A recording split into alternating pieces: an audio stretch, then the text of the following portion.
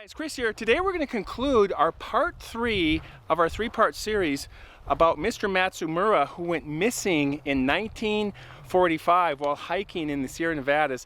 He was found 75 years later, and we're going to find out how his family got to know about this and where his final resting place was.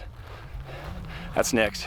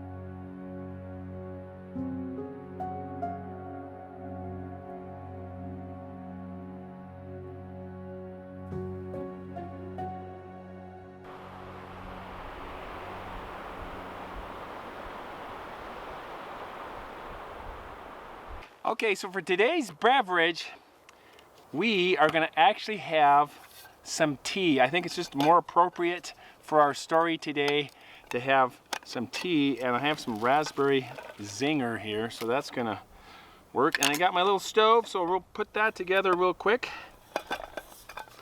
and get on with the story. I like the flat rocks for a little table. It works very nicely. Very nice.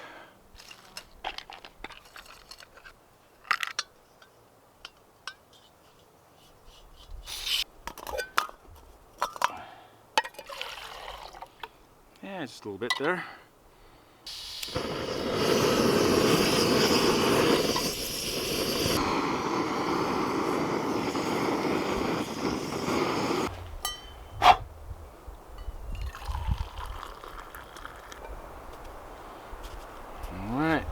That is it.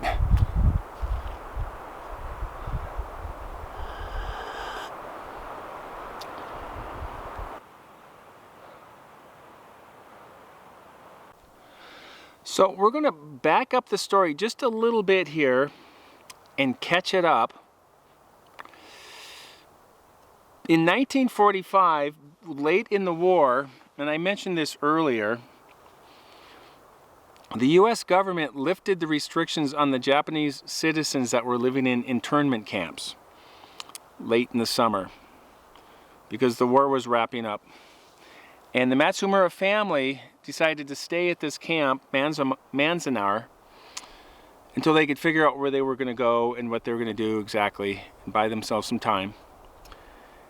And it was interesting because before Mr. Matsumura went on this trip, his wife, Ito, was just adamant that he doesn't go on this trip. She just had a really bad feeling about it, and she knew the weather was changing. She didn't know what was really happening. Back in 1945, it was just harder to really know exactly what was going to happen with the weather, especially when you're at the base of a mountain and in this huge mountain above you, and the weather can be totally different on the tops of the mountains in the Sierra Nevadas compared to down below. And compared to nowadays when we can pull out our cell phones and get a weather app and it'll tell us exactly what's going to happen, when it's what hour it's going to rain and what hour it's going to clear up, and the temps, it's got everything. And so it was just a lot harder, but she just had a bad feeling about this whole trip. In fact, she cried and was just really reluctant to let him go, but he was adamant about going, and he loved his art and the mountains, and he just something that was really important to him, so she understood that as well. But once she found out that he had been missing and they took him a while to actually find him, she was devastated. She stopped eating, and her black hair turned gray and white. So distressing for her. And I couldn't imagine what that would be like. So the family stayed at the camp just for about another month after they did the formal burial where the men went up to the mountain, and I talked about this, and they buried him in the rocks, and that's where he was found 75 years later, like a rediscovery. They moved back to Santa Monica, California. That's where they had come from. They all lived there. So her and the kids went back there, and in the coming decades, they lived in Santa Monica, and Ito worked 2 and 3 jobs to raise the kids and make sure that they had what they needed. But they loved Santa Monica, and they lived there, and they're still living there to this day. The mom, Ito, passed away in 2005. She was 102. Wow. 102 years old, and she was buried in the Woodlawn Cemetery in Santa Monica.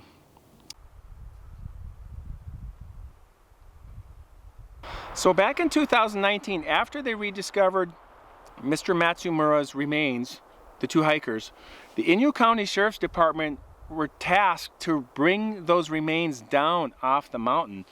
And it was really challenging. It was very steep terrain, high winds. You're at over 12,000, almost 13,000 feet elevation. But they got the remains, they got the skeleton was mostly intact, which is pretty phenomenal after 75 years. They were all amazed that how much was actually there. They did the autopsy to confirm that it was the elements. Possibly he slipped on a rock in his head, but that could have happened well after either. They don't know for sure. It was at this point they needed to conduct the DNA testing, and they needed to find a surviving family member. So the Inyo County Sheriff's Department were able to find Lori Matsumura, which was the granddaughter of Mr. Matsumura, and the granddaughter of Ito as well. She came out to Inyo County to do the DNA testing, and they confirmed that it was Gishi Matsumura. They had a strong suspicion it was him. He was the Ghost of Manzanar. There was a lot of history about him, the story, the legend of this man that disappeared in 1945 on the top of this large mountain, high mountain. But they had to confirm it, right?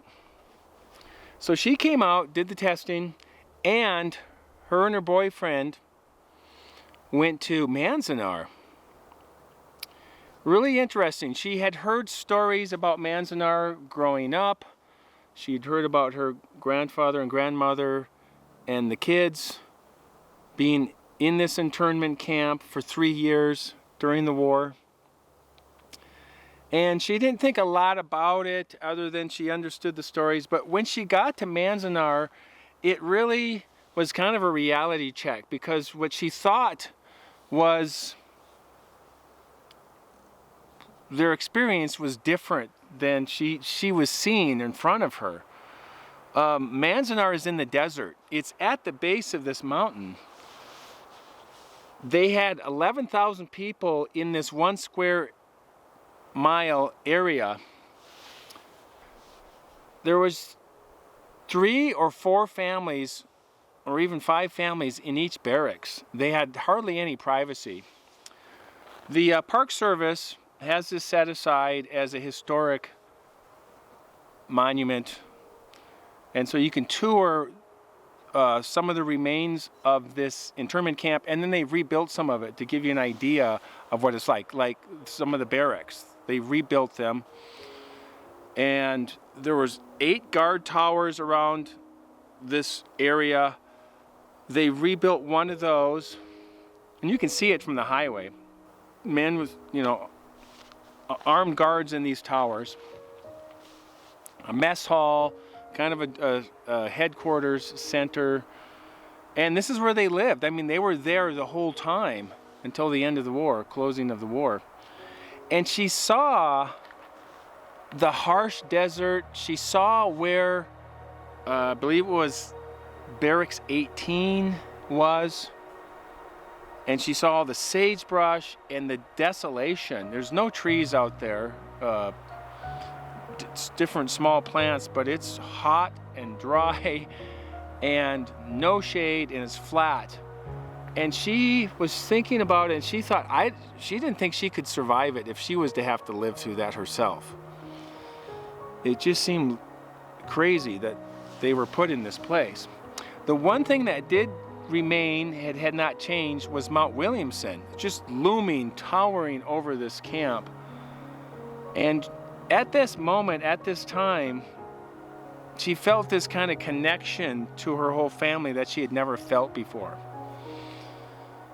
Because it was made real, this place, and then finding her grandfather, getting the remains, and just everything after all these decades came together, and it just really connected her with her family, which is really a good thing, I think. So now it was up to her to kind of lead. What are we going to do with these remains? Do we bury them on the mountain? Do we cremate them? And she didn't like the idea of him being back on top of this mountain.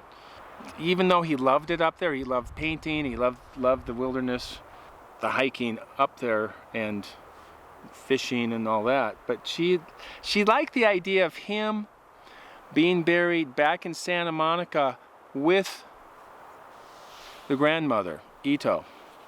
And so she consulted the rest of the family and said, what if we cremated him and had him brought back to Santa Monica? And they thought that was a good idea. Just didn't want to scatter the ashes somewhere. We got a plot next to Grandma. Let's put him right there. That would be really nice. And so that's what they did. And before he was cremated, he had a couple of buttons remaining from his shirt.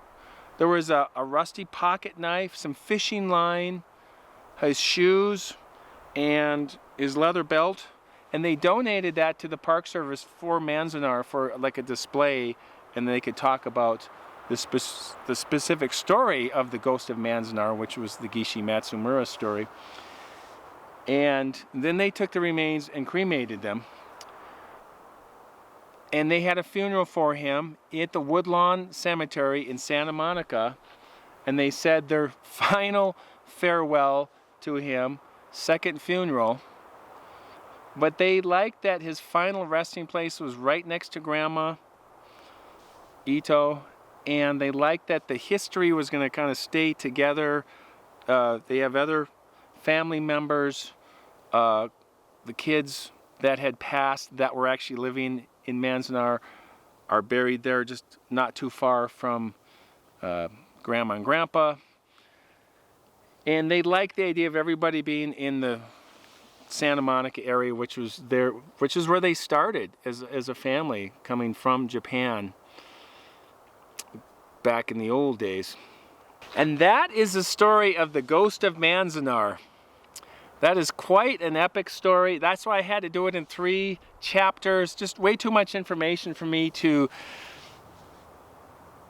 digest and retell in one big story. So thank you for your patience on waiting for these stories. I know I don't normally do things in chapters, and I won't be doing that for a while. I got some ghost stories, some Sasquatch stories, some UFO stories. I got my dad, who has a couple of really good stories. I'm going to get him on the channel, and he's going to tell those. That'll be fun. That'll be fun when I do that. My mom even has a couple of stories. I come from a family of storytellers, so, and artists, by the way. But thank you for watching. I appreciate you guys. I appreciate all your generous comments, and you guys are awesome. So thanks again, and we will see you on the next one. As always, keep hiking.